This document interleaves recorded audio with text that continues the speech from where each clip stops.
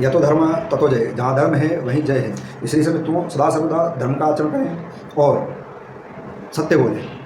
मैं मनीष शर्मा पुनः आपका हिंदू दर्शन इस YouTube चैनल पर स्वागत करता हूं, अभिनंदन करता हूं आपको। जय श्री सीताराम। आप सभी को नमस्कार। आप सभी लोग जो मेरा सहयोग कर रहे हैं उसके लिए आप सभी को पुनः एक बार फिर से धन्यवाद, अभिनंदन। जो इस YouTube चैनल पर नए हैं वे इसको सब्सक्राइब करें और शेयर करें। जैसा कि आप सभी को विदित है, हम लेकर आते हैं इस हिंदू दर्शन YouTube चैनल पर महान हिंदू वैदिक सनातन धर्म की समस्त धार्मिक, आध्यात्मिक, वैज्ञानिक और ब्रह्म विद्या से संबंधित समस्त बातें, समस्त दर्शन हम यहाँ पर आपको सरल शब्दों में उपलब्ध करवाने का प्रयत्न करते हैं। मित्रों, जैसा कि आपको विदित है कि अभी जो हम लेकर चल रहे थे वह कड़ी थी विधेयराज निमि जी और 9 योगेश्वरों के बीच ब्रह्म विद्या विषय जिज्ञासा और समाधान के संबंध में संवाद। अब हम ऐसा ही एक और संवाद लेकर आते हैं। वो संवाद उद्धव जी और भगवान श्री कृष्ण के बीच में, फिर धर्म के मर्मज्ञ जो राजा यदु जी हैं और जो ब्रह्म विद्या के तत्ववेता पुरुष हैं दत्तात्रेय जी, उनके दोनों के बीच में जिज्ञासा और समाधान संबंधी संवाद को हम लेकर आ रहे हैं। ये आने वाले वीडियो आपके लिए बहुत अच्छे होने वाले हैं। आप इनको ध्यान से सुनेंगे, ब्लूटूथ लगा लें, हेडफोन लगा लें, ध्यान से सुने वीडियो को। एक बार देखें, 2 बार देखें, आपके लिए बहुत अच्छे आध्यात्मिक विद्या और ब्रह्म विद्या के लिए बहुत अच्छे वीडियो होने वाले हैं। और मैं इनका तत्वतः एक्सप्लेनेशन भी दूंगा आपको एक एक चीज़ का। चलिए हम समय को खर्च न करते हुए भी और हम वीडियो प्रारंभ करते हैं। अब जैसा कि कलयुग का अंत आने वाला है और भगवान ने अपनी लीला से समस्त असुरों का, समस्त दुष्टों का संहार किया। उसके पश्चात जब भगवान का अपने धाम जाने का समय आ गया, श्री कृष्ण भगवान का, तब उद्धव जी जो उनके अत्यंत प्रेमी थे वो व्याकुल हो गए कि और वो भगवान से निवेदन करने लगे उनके चरणों में बैठकर कि भगवान यदि आप हमें छोड़कर चले जाएंगे तो हमारा क्या होगा, हमारा कल्याण कैसे होगा? क्योंकि हम जो मनुष्य हैं वो साधारणतः बहुत ही अधम हैं। आप तो परमात्मा हैं और अगर आपका संग हमें मिलेगा तो निश्चित हम इस माया से पार हो जाएंगे, इस काल के पार हो जाएंगे। किंतु यदि आप हमें छोड़कर चले गए तो हमारा क्या होगा? फिर तो हमारा कोई कल्याण होने वाला नहीं है। तो वो कहते हैं उद्धव जी कि भगवान आप हमें अपने साथ अपने धाम में ले चलिए, क्योंकि हम आपके बिना संसार में नहीं रह सकते। यह जो माया है यह हमें हमारा नाश कर देगी और आपकी कृपा रहेगी तो हम इस माया को पार कर जाएंगे। ये जब जिज्ञासा जो उद्धव जी हैं वो भगवान श्री कृष्ण से कर रहे हैं, तब भगवान कृष्ण एकादश स्कंद के 7वें अध्याय में वे उद्धव जी को संन्यास का उपदेश करते हैं। किस प्रकार से करते हैं? भगवान श्री कृष्ण कहते हैं कि कलयुग में अधिकांश लोगों की रुचि अधर्म में होगी। तो देखो कि अब भगवान की इस वचन से समझने की कोशिश करो। यहाँ भगवान श्री कृष्ण 5वें श्लोक में कह रहे हैं, जब मैं इस पृथ्वी का त्याग कर दूंगा तब तुम इस पर मत रहना। ये बात उद्धव को कहते हैं भगवान। क्यों? क्योंकि साधु उद्धव एक साधु भाव का व्यक्ति था। कलयुग में अधिकांश लोगों की रुचि अधर्म में होगी। तो अब देखो 5000 वर्षों से अधिक बीत चुका है कलयुग, और आज वर्तमान समय में यदि धर्म के अनुसार और जिसके पास तत्व दृष्टि है वो देखे तो आप पाएंगे कि चहुं और पाप का साम्राज्य हो गया है। सभी लोग प्रोफेशनल हो गए हैं, मतलबी हो गए हैं, स्वार्थी हो गए हैं, धर्म का अंश नहीं है।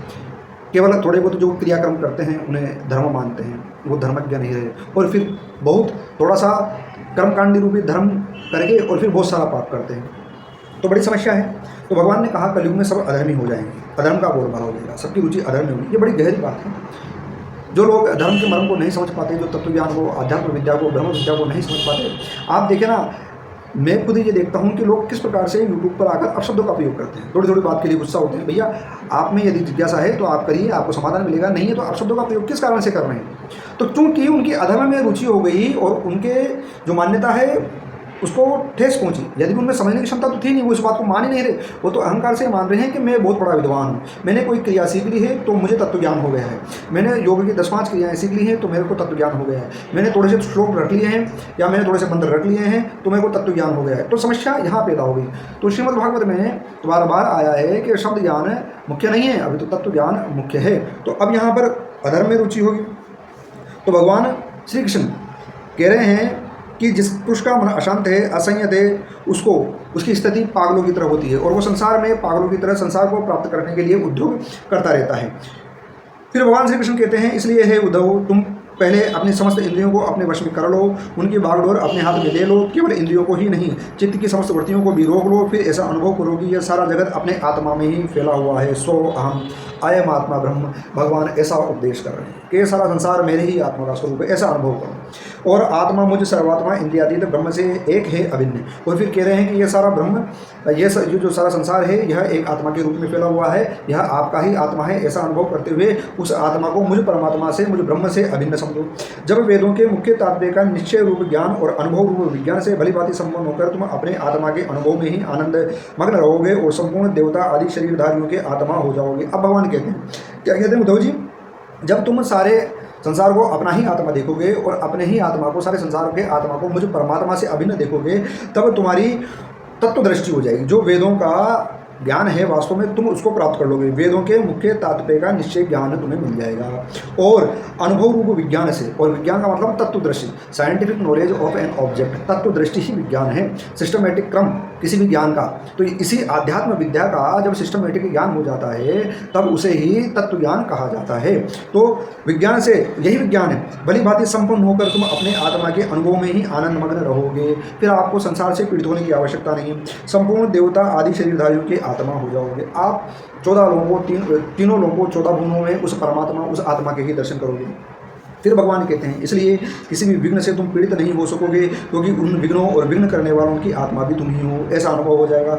जो पुरुष गुण और दोष बुद्धि से अतीत हो जाता है वह बालक के समान निषिद्ध कर्म में निवृत्त हो जाता है, परंतु दोष बुद्धि उसमें नहीं रहती है। इस प्रकार से तो जिस प्रकार बालक कर्म करता हुआ भी उसमें दोष बुद्धि नहीं रहती है, उससे कोई कर्म गलत हो भी जाए तो उसका पाप उसे नहीं लगता। इसी प्रकार से जब बड़ा व्यक्ति भी निर्मल हो जाता है, उसका किसी भी पाप कर्म में, किसी भी कर्म में हेतु नहीं रहता है, तब उससे अगर अनजाने में कोई अपराध हो भी गया है तो उसे अपराध का दंड नहीं लगेगा, जैसे बालक को नहीं लगता। उसका मन बालक की तरह निर्मल हो जाना चाहिए, साधु, तो तब आपको कोई दोष बुद्धि नहीं रहेगी।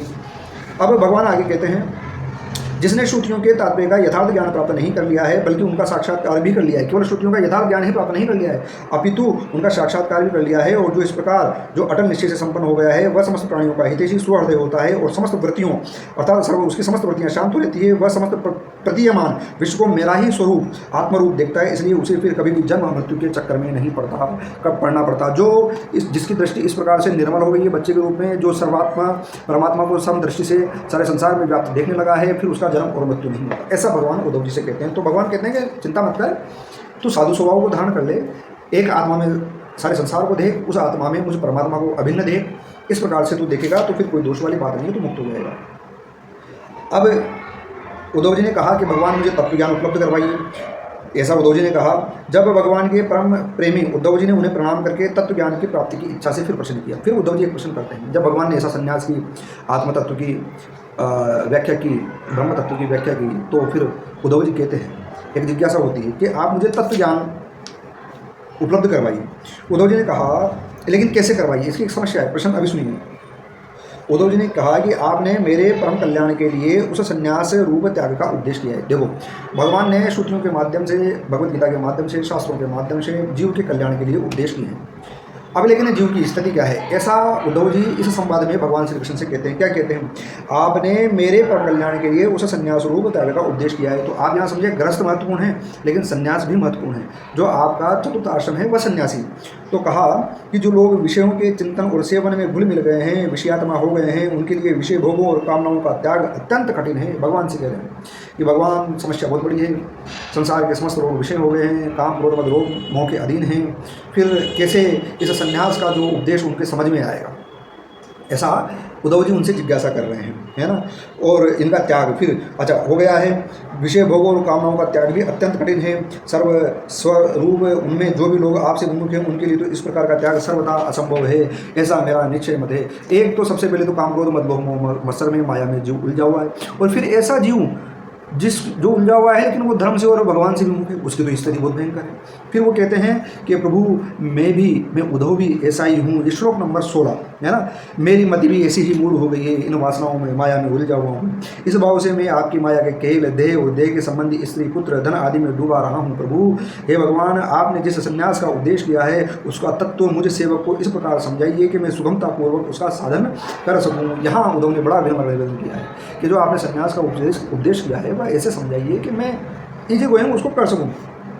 हे प्रभु, मेरे लिए आत्म तत्व का उपदेश करने वाले आपके सिवाय और कोई भी संसार में नहीं है, इसलिए से मुझे आत्म तत्व का तत्व दर्शन का उपदेश कीजिए। मुझे संन्यास को इस प्रकार से समझाइए कि मैं उस संन्यास से को ग्रहण कर सकूँ, समझ सकूँ, क्योंकि मैं तो कामनाओं में, माया में उलझा हूँ, संसार में उलझा हूँ, मुझे कल्याण का कोई मार्ग नहीं है, और मैं तो ऐसा मूड हूँ जिनकी आप में रुचि भी इतनी ज़्यादा है। यही संसार के समस्त मनुष्यों की स्थिति है। और बहुत अच्छा प्रश्न है यह आप सभी के लिए जिज्ञासा है। तो क्या किया जाए? अब जब भगवान से ऐसा, जब जीव माया में उलझा हुआ है, उसके लिए कोई उपाय नहीं है, संन्यास को वो जानता नहीं है, और जो भगवान से विमुख है फिर उसकी स्थिति बड़ी मुश्किल है। तो भगवान इस पर कहते हैं, भगवान उपदेश देते हैं कि भगवान श्री कृष्ण बहुत अच्छा उपदेश देते हैं इसमें, है ना, कि उद्धव, संसार में जो मनुष्य यह जगत क्या है, इसमें क्या हो रहा है इत्यादि बातों का विचार करने में निपुण है, जिसके चित्त में भरी हुई अशुभ वासनाओं से अपने आप को स्वयं अपने विवेक शक्ति से ही प्राय बचा लेते हैं। भगवान क्या कहते हैं कि हे उद्धव, संसार में यह जगत क्या है, यही तो आध्यात्म विद्या है कि आत्मा के बारे में, कल्याण के बारे में विचार करना, अध्ययन करना। ये संसार कहाँ से उत्पन्न हुआ, ये क्या है, ये सब संसार में क्या हो रहा है, आश्चर्य से देखना। जो इन बातों पर विचार करता है, मैं कौन हूँ, मैं कहाँ से आया हूँ, ये संसार कौन है, ये कहाँ से आया है, माया क्या है, जीव क्या है, परमात्मा कौन है, जो ऐसा विचार करता है वह वे चित्त में भरी हुई अशुभ वासनाओं से अपने आप को स्वयं अपनी विवेक शक्ति से प्राय बचा लेते हैं। एक तरीका तो यह है संन्यास का कि जिसके विचार इस प्रकार के हैं वो विवेक शक्ति से अपने आप को बचा लेते हैं। दूसरा, समस्त प्राणियों के का विशेषकर मनुष्य आत्मा अपने हित और अहित का उपदेशक गुरु है। तो समस्त प्राणियों के जो भीतर जो आत्मा है मनुष्यों में, वही आपका वास्तविक गुरु है, अर्थात विवेक। यह आत्मा विवेक संपन्न होता है तो आपको सत्य असत्य, धर्म अधर्म का विवेक देता है, ठीक है ना, गुरु है। क्योंकि मनुष्य प्रत्यक्ष अनुभव और अनुमान के द्वारा अपने हित अहित का निर्णय करने में पूर्णतः समझते हैं। तो यहाँ पर एक बहुत अच्छी बात है, यहाँ ब्रह्मविद्या में जो लोग कहते हैं कि सभी भगवान कर रहे हैं, करा रहे हैं, मेरे को बस के लिए, गलत बात है। वो अपने आप को छिपाने का प्रयास करते हैं, वो सुनने का प्रयास नहीं करते। वस्तुतः भगवान ये कहते हैं और कह रहे हैं आपके सामने कि श्लोक नंबर 19, 20, 21 से और अध्याय 7, 11 स्कंद से भगवान कह रहे हैं कि मनुष्य के भीतर यह है जो विवेक संपन्न आत्मा बैठा हुआ है ना, यदि मनुष्य चाहे तो उसे जागृत कर सकता है, यदि वो विचार करे तो, ठीक है ना, अपने स्वयं के बारे में, संसार के बारे में विचार करे तो वो ऐसा अपना कल्याण कर सकता है। दूसरा, भगवान कह रहे हैं कि चीज़ों को प्रत्यक्ष कर सकता है। एक तो शास्त्र प्रमाण हो गया, प्रत्यक्ष प्रमाण हो गया, और अनुमान अपने विवेक से, तर्क बुद्धि से सत्य तर्क करना, सत्य अनुमान करना। तो भगवान ने तीनों प्रमाणों की बात की थी। तो तीनों प्रमाणों की बातों से भगवान ये स्पष्ट करना चाहते हैं कि जीव चाहे तो अपना कल्याण कर सकता है, संन्यास मार्ग को समझ सकता है, भगवान ये कहना चाहते हैं। फिर भगवान एक और बात कहते हैं, बार बार भगवान ने श्रीमद् भगवद गीता में भी भगवान ने सांख्य दर्शन को बहुत महत्वपूर्ण माना है, और वास्तव में ज्ञान की उपलब्धि सांख्य दर्शन से ही संभव है। अब भगवान यहाँ पर कहते हैं कि ये है श्लोक नंबर 21, सांख्य योग विशारद धीर पुरुष। सांख्य योग विशारद, जिसने सांख्य का दर्शन कर लिया है, उसमें योगारूढ़ हो गए हैं ऐसे पुरुष, धीर पुरुष, जिन्होंने धैर्य धारण कर लिया। तो धैर्य कब धारण करोगे? जब सांख्य को ठीक तरीके से समझ लोगे, सांख्य दर्शन को, तो वह व्यक्ति धीर पुरुष हो जाएगा। उसको सारा संसार का कारण और परिणाम, ये संसार का सब समझ में आ जाएगा, जिसको सांख्य दर्शन की उपलब्धि होगी। तो भगवान कहते हैं सांख्य योग विशारद धीर पुरुष इस मनुष्य योनि में इंद्रिय शक्ति, मन शक्ति आदि के आश्रयभूत मुझे आत्म तत्व को पूर्णतः प्रकट रूप से साक्षात्कार कर लेते हैं। तो भगवान ने बहुत अच्छे कहा, तत्व दर्शन क्या है? सांख्य दर्शन ही तत्व दर्शन है। और जिसने सांख्य दर्शन को समझ लिया है, पढ़ना नहीं समझ लिया है, उसने दृढ़ता ग्रहण कर ली है पृथ्वी की, और जिसने दृढ़ता ग्रहण कर ली है वह ठीक तरीके से मुझ आत्मारूप परमात्मा को प्रकट रूप से समझ लेगा कि मैं कैसा हूँ, कहाँ पर हूँ, मेरी स्थिति क्या है, ये वो समझ लेगा। तो भगवान ने बहुत अच्छी बात कही है यहाँ पर। भगवान ने कहा कि मैंने एक पैर वाले, दो पैर वाले, तीन पैर वाले, चार पैर वाले, चार से अधिक पैर वाले, बिना पैर वाले अनेक प्रकार के शरीरों का निर्माण किया है। उनमें मुझे सबसे अधिक प्रिय ही मनुष्य शरीर है। कारण बताते हैं इसका। इस मनुष्य शरीर में एकाग्र चित्त, तीक्ष्ण बुद्धि, पुरुष बुद्धि आदि ग्रहण किए जाने वाले हेतुओं से, जिनसे कि अनुमान भी होता है। देखो बार बार यहाँ पर पीछे भी भगवान ने प्रत्यक्ष अनुभव और अनुमान के विषय में कहा, यहाँ पर भी अनुमान के विषय में कहा।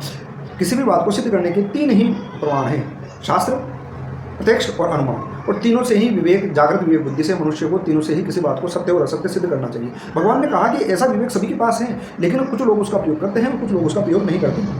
अनुमान भी होता है। अनुमान से अग्राह्य अर्थात अहंकार आदि विषयों से भिन्न मुझ सर्व प्रवर्तक ईश्वर को साक्षात अनुभव करते हैं। भगवान कहते हैं कि अब मेरा स्वरूप इतना बड़ा है, अनुमान से एक तत्व दृष्टि मिलती है जीव को, लेकिन मैं इतना बड़ा हूँ कि मैं अनुमान से भी अग्राह्य हूँ, ठीक है ना, और अहंकार आदि विषयों से भिन्न हूँ। मुझे सर्व प्रवर्तक ईश्वर को भी साक्षात अनुभव कर लेते। कौन? सांख्य योगी कर लेता है ऐसा। इस विषय में अब यहाँ पर भगवान ने जो उद्धव जी थे उनको पहले संन्यास का उपदेश किया। फिर उद्धव जी ने जिज्ञासा की कि सन्यास को तुम इतना समझ नहीं सकता, धारण नहीं कर सकता, तो मेरे कल्याण का उपाय। तो भगवान ने कहा कि आपके भीतर जो आत्मा है, जो विवेक संपन्न है, उसी से आप ऐसा विचार करो, अपनी इंद्रियों का संयम करो और सांख्य योग का दर्शन करो। उसी से तत्व दर्शन प्राप्त करके आप मुझ परमात्मा के वास्तविक स्वरूप को देखो और इस संबंध में मुक्त हो जाओ। भगवान कहते हैं कि उद्धव जी, मैं तुम्हें समझाने के लिए एक और संवाद कहता हूँ, एक कथा सुना। भगवान क्या कथा सुना रहे हैं? यह कथा है परम तेजस्वी ब्रह्म विद्या के ज्ञाता दत्तात्रेय जी और राजा, ये भी धर्मज्ञ थे, यदु के संवाद रूप हैं। अब हम देखेंगे, क्योंकि विषय बड़ा हो गया, वीडियो भी बड़ा हो गया, तो हम इसको यहीं पर स्टॉप करेंगे। तो अब हम जब कल से देखेंगे तो जो धर्म के मर्मज्ञ राजा यदु जी थे और जो ब्रह्म विद्या के ज्ञाता दत्तात्रेय जी थे, उनके बीच में संवाद होगा जिसमें जिज्ञासा और समाधान है। तो संवाद में क्या होगा? जिज्ञासा की जाएगी राजा यदु जी द्वारा और इसका समाधान ब्रह्म विद्या के संबंध में समाधान किया जाएगा दत्तात्रेय जी द्वारा। तो आगे मित्रों, अब जो आने वाली वीडियो हैं और दत्तात्रेय जी अपने समस्त 24 गुरुओं के बारे में उनसे क्या क्या सीखा यह बताएंगे। तो यह जो ब्रह्म विद्या का उपदेश है, यह भी आप देखिए और जन कल्याण के लिए वीडियो को सब्सक्राइब और शेयर कीजिए। तो यहाँ भगवान ने उद्धव जी को 2 बातें समझाई, संन्यास क्या है और संन्यास को ग्रहण करने के लिए व्यक्ति का विवेक और उसका आत्मतत्व और सांख्य दर्शन महत्वपूर्ण है। और फिर हम कल देखेंगे कि किस प्रकार से अब जो राजा यदु जी हैं वो कैसी जिज्ञासाएं ब्रह्म विद्या के संबंध में, ब्रह्म विद्या के जो ज्ञाता हैं दत्तात्रेय जी, उनसे करते हैं। एक एक करके हम सुनेंगे। तो आप सभी का वीडियो देखने के लिए बहुत बहुत धन्यवाद। आप सभी को जय सीताराम।